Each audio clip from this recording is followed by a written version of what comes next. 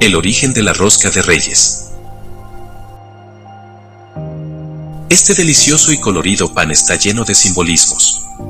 ¿Los conoces? Como ya es tradición, en el país las familias se reúnen en torno a una suavecita y deliciosa rosca de Reyes para convivir y festejar. Pero, ¿pensarías que cada ingrediente de este pan tiene símbolos que se remontan a varios cientos de años? Aunque hoy la tradición de la rosca de Reyes está profundamente arraigada en México, donde se ha convertido en motivo de convivencia y unión familiar, su origen es europeo y nació en la fe católica.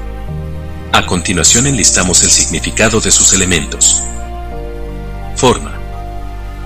La rosca simboliza el pasaje bíblico entre el encuentro de los Reyes Magos con el Niño Dios y se le conoce como Epifanía. Su forma ovalada o circular, relatan, tiene que ver con el círculo infinito del amor a Dios, ya que no tiene principio o fin. También evoca las coronas de los Reyes Magos, cuya fruta de múltiples colores simboliza un mensaje de paz, amor y esperanza.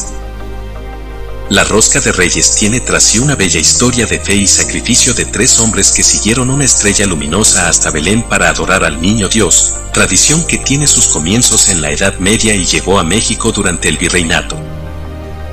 De acuerdo con el Museo de Arte Popular, MAP, la Iglesia Católica celebra la Epifanía, vocablo griego que significa manifestación, aparición, para recordar la revelación de Jesús ante los Reyes Magos o Santos Reyes.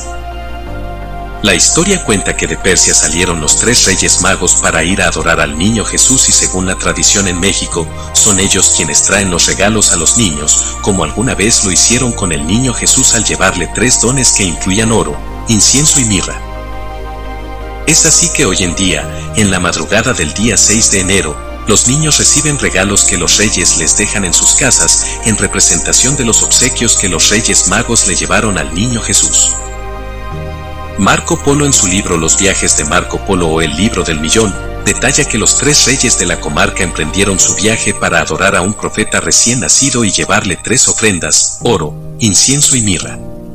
Los Reyes Magos encontraron al niño, quien tenía 3 días de nacido, se postraron ante él y le dieron las 3 ofrendas. Muñeco.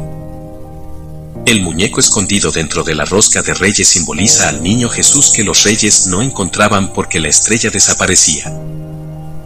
Según un códice de la Biblioteca de París, durante el siglo VII, estos magos se llamaban Melchor, representado por un hombre anciano de barbas blancas, Gaspar, con apariencia de un joven rubio, y Baltasar, de tez negra y barbas onduladas.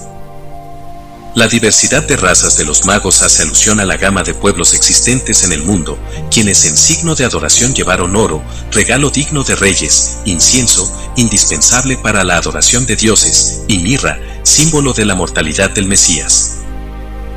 Los Santos Reyes aparecieron por primera vez en el siglo VI, en un mosaico de la iglesia de San Apolinar Nuovo, en Italia, y más tarde, en el siglo XVI, por cuestiones incluyentes, se diversificaron sus razas, uno provenía de Europa, otro de Asia y el tercero de África. Este contexto se explica la asignación del caballo, el camello y el elefante como transporte. Regalos de los Reyes Magos.